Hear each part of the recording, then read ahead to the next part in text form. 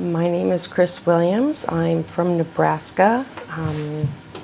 I came here at the referral of my daughter, who had some real life issues of her own, and she came to get help with the FasterEFT, and it was a miracle. There was an incredible change, and I wanted what she had. So what was your life like before this weekend? It basically sucked. It did. It was hard. I had so many secrets. I was distrustful. Didn't trust anyone. Afraid. I was full of fear. Had no friends because I rejected them. I pushed them away. I didn't want anybody to get close. Some of that has changed over the weekend, and I can see that it's going to be a lot better, and it's going to maybe take some tapping to get there, but I will get there. So what was your life like? Give us a day in the life of Chris. I would wake up in the morning early and have no purpose. I really had I didn't know what I was going to do. From day to day, from hour to hour, minute to minute, I had no clue what direction that I wanted to go in. Lots of things I wanted to do, but I didn't have the energy. I didn't have the ambition. It was an immediate failure in my eyes. Before I prepared to do anything, I had failed at it. I had set myself up entirely in life to be a failure. Now you came to this weekend with a few things in mind that you would like to see changed. Is that correct? Yes. And what are some of those things? My addictions to about everything, but my escape mechanisms, my tools to cope with anything ended up being drugs, alcohol, cigarettes. Huge cigarettes. It's been a part of my life for forever. 41 years. I'm 56. So with these coping mechanisms, the addictions, how was that for you? What was that like? It worked at first, so I wasn't really like deep down into it. I didn't do it a lot at first, but it appeared to work. So when I would wake up from anything like that, when I would become like conscious again, aware, I guess, of the things that were going on, it didn't work anymore. So I had to use more and more and more. I could not get away from it. I couldn't run away. Can you tell me how bad did it get? Yeah, I can. 2 years ago, I drank myself to death. I ended up in the hospital. My ex-husband found me, and I was completely gray. Pardon me, completely gray. My lips were blue. We lived like 15 miles from town, which town was like tiny town. Everything was volunteer, as far as the ambulance, things like that. He performed CPR on me for 20 minutes before anybody got there, and it took him they breathed for me for another 20-25 minutes. I had a blood alcohol level of 0.455, which is dead, and after I got out of the hospital, I was going to go to treatment in New York, and to prepare for that, to get the guts up to go do that, I drank. I got drunk on the way to the airport. And so that you feel like was some of your worst That was some of my worst times, because my daughter, my son, my family watched that. While I was in the hospital, I had a grand mal seizure. I was touch and go for a couple of days, maybe, because I almost did it. I almost got to the end, and my frame of mind I think that's probably where I wanted to be, because I didn't know how to do anything else. I felt like I had tried everything else. I lied, stole, was in total denial. I wasn't that way all my life. I wasn't that way for a bunch of my life, but that's where I ended up, and I tried everything in my mind. What have you tried in your life? Church. That I have a very strong belief there, faith there, spiritual belief. However, I compared myself a lot. I compared myself with other people, and I couldn't be them. I admired other people, but I couldn't be them. I watched commercials. It used to make me sick. It used to make me cry. There would be a mother and a daughter, and they had a beautiful relationship, and that's what I wanted, but I couldn't have that. I didn't deserve it. I didn't feel like I had run her off. I had run my son off. People were disappointed in me. People were basically disgusted with me as I was myself. So, how did you find out about FasterEFT? Through my daughter, you. You told me about it and talked to me about it, and well, you called me. Wow, we hadn't talked for a year and 8 months, 7, 8 months, and you called me, and there was such a change. Not taking anything on, not taking my junk on. Personally, forgiving me, loving me, and I thought, how could you? How could you? What? This sucks. Please don't, because I will hurt you. I will disappoint you. You took a real chance, and even some of the old stuff that came up during that conversation, you were okay with, and I wanted that. I wanted that. I knew that some of the stuff that you went through, some of the ways that you were kind of twisted, that if it could work for you, then there might be hope for me. So how did you end up from that point to being here in Oklahoma City for the transformational weekend? I was I was curious. I wanted to see what this was all about. I'd heard a lot about it. I'd watched some of the videos. Didn't make any sense to me at the time, but I still wanted to find out what this was. I'd been, not using for a while, but I still wasn't happy. I still had junk. I still had crap that I didn't know what to do with, and I thought this is going to be a lifetime deal, and I may never be well. I may never be better, but at least I would see progress. I could see some progress. That was a year and a half.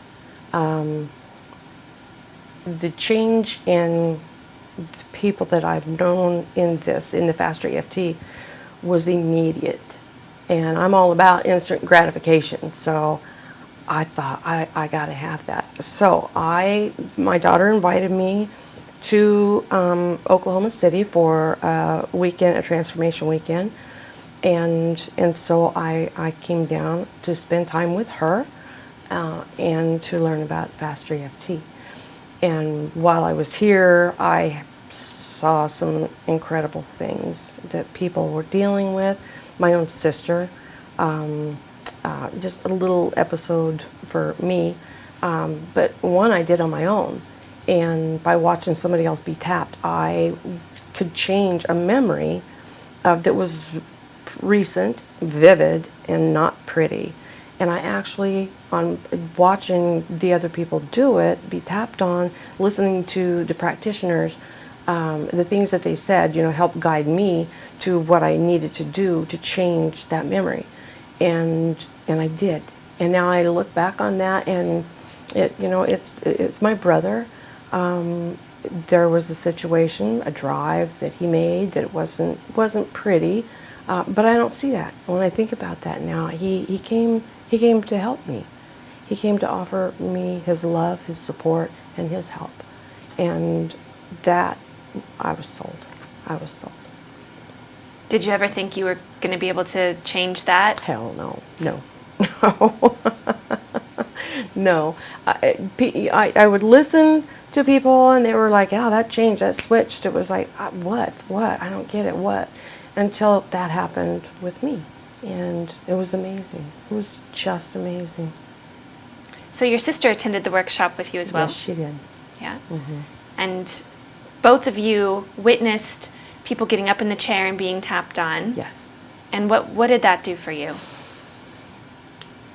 I felt like it was my own experience by watching them and watching the emotions and watching them actually feel where they were in that memory that they had, that bad memory.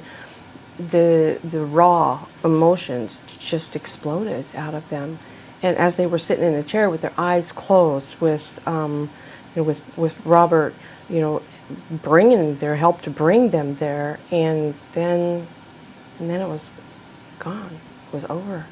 It was a miracle. So speaking of miracles, you were able to stay. Yes, I was. Wow. Talk about a miracle. Yes. And get tapped on by Robert, also by Deirdre and Jonah. Yes. And so you did a crossfire with Deirdre and Jonah first, is that right? Yes. Can you talk about what that was like? No. Yes, I can. I had watched people get tapped on, single person, and I had heard talk of the crossfire, and it literally scared the shit out of me. When Heather, my daughter, came down and told me that it's going to be like now, they want you there now, I about flipped. If I'd have known how to tap real well, then I would have probably beat myself with a boot. But I did it, and they took me to some memories that I remembered. They didn't really have to draw a lot out. They did draw that out, but the memories I already had, and they were vivid. They've been vivid all my life, and I wished I didn't have a memory most of the time. But they brought that emotion out again, that raw emotion out, but they were there with me, especially having a female there with me. It was some of the things that were places I went, having a female with me, or Deirdre, hanging onto my hand tight and telling me, I'm with you, I'm walking there with you. I felt safer, not safe, but safer, to where I could actually go there and feel it. And it was scary, it was horrifying, but it didn't last long. And once that broke out, there was immediate healing, and changed what I saw. Changed totally what I saw. The anger was gone, the fear was gone. I couldn't even bring it back up. I didn't want to. I didn't want to go searching for it anymore, so I didn't try. Because I'm real happy with what I got out of that. Real happy with it. I don't need to feel that way anymore, because I got other stuff. And if I keep going back to that crap, then, I'm stuck. And I have other stuff that needs to come out. But I know what to do now. I know what to do. I know how to tap on myself. I know to make a phone call to a practitioner. I know to call my daughter. I know to get sessions too. I like the hands-on. I haven't tried the Skype phone calls. I haven't tried that yet, but I'm willing. I'm willing to do about anything it's going to take to get more of this. So after your crossfire with Deirdre and Jonah, Robert tapped on you. Yeah, he did. Right? Did a session with you. Yes, he did. And what was that like? What was addressed in that? Oh, there were a couple times I really wanted to hurt him.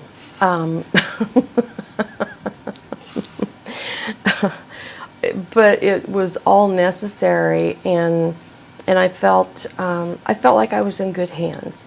I have had trust issues, and with men, and so I had a hard time going there, but I just kept feeling safer and safer as he got inside here, and or he pulled this out and I could expose it.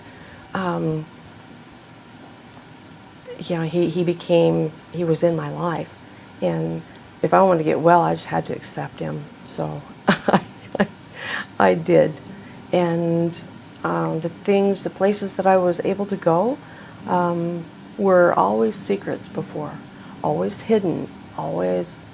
I have a mask on, and I will put it on for you. Come and find out, it looked old and scary, but it was a mask, so you wouldn't see me. And I don't mind being seen now. I feel like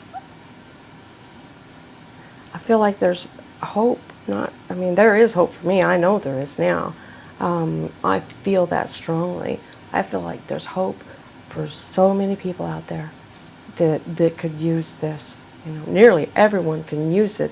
Everyone has bad memories. There are some that suffer more, and their lives can be completely changed, completely turned around. All those things out there, that the self-help stuff, the programs, all that stuff, you're going to be, cured, you're going to be saved, the medications and stuff that they put you on, all that stuff is so senseless and so futile to go there, because I've tried all that. I've done all that. Medicated by doctors, self-medicate, all that. Nothing worked. Nothing worked, but this did. So you talked about change. Yeah. And hope. Yes. What do you feel like changed in you with your session with Robert? There was a peace. There was I'm okay with me.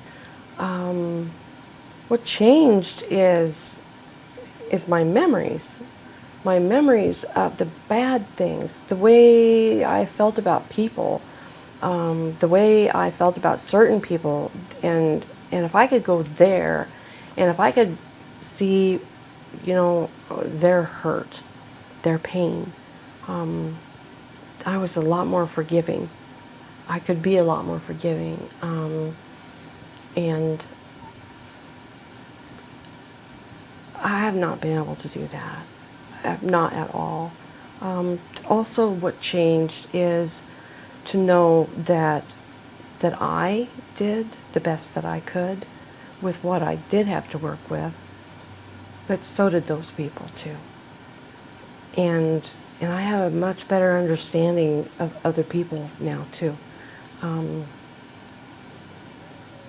What's changed too is that I feel like I can offer help to some people that were in my shoes, are in my shoes, or the shoes I was in. There's so much hope. There's so much hope. The smoking.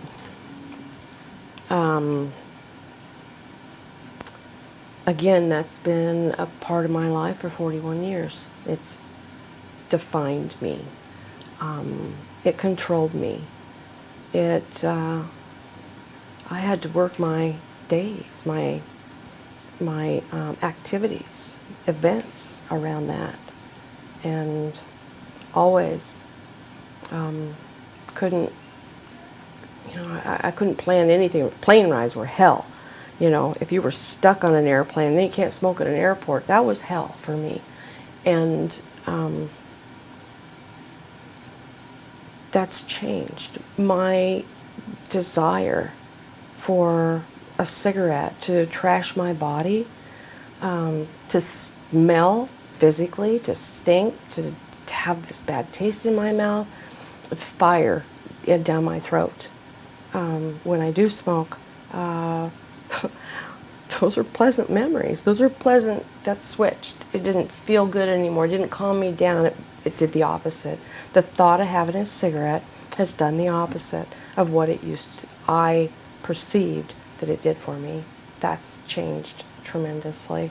Again, I have a long trip to head back home this afternoon, and my fear of gas stations are they're not there. I'll tap on the way home, but they're not there. I have no fear now.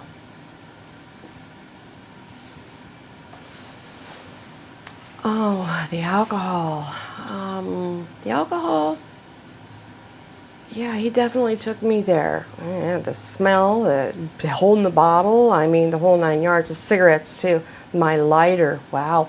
I didn't realize how big a trigger my lighter was for me. For the smoking, back to the smoking. The alcohol, evidently the alcohol maybe wasn't as strong as I thought it was. Not near like the cigarettes, but the idea of doing that again, the places that it took me, I was able to experience that, and oh God, oh man, I mean, you know, to think that I wanted that. I'd always wanted control back in my life because I lost control of anything years and years ago. And I wanted control back in my life, but I didn't know how to have it.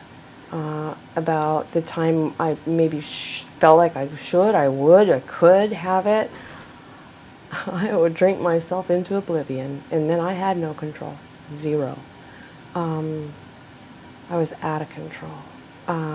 Now, the idea just makes me ill. It makes me just want to puke, literally. The smell is awful. The memory of it is, you know, there was nothing good there, nothing good there at all.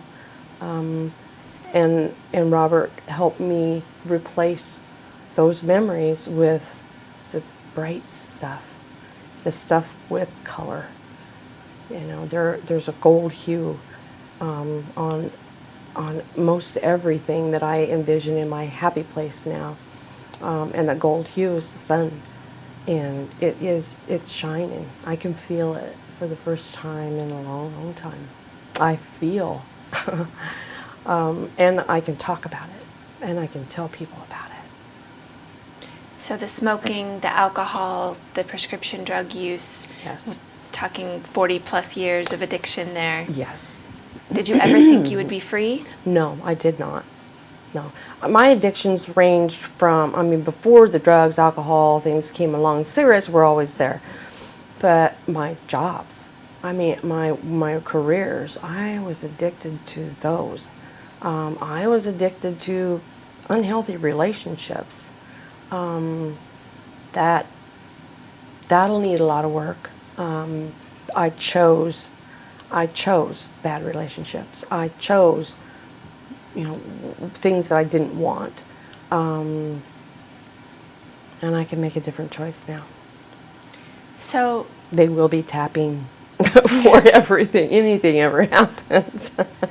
Chris, how do you see your future with FasterEFT? Oh, wow, man. I'd like to go for it. I really would. I have something to give. I have something to share. I have a gift that I was given, and the only way I can keep that is to give it away. There's a need out there for this. I mean, I've never seen anything like it.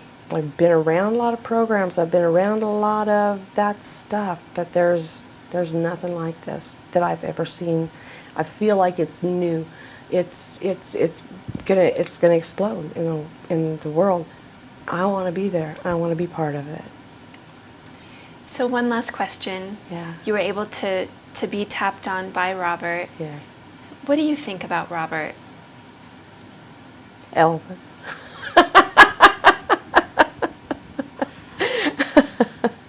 The bright shirts that he wears. And then when he made reference to the bright shirts, I immediately thought of Elvis. And so, anyway, what do I think of Robert? I think, pardon me, I think Robert has done his homework.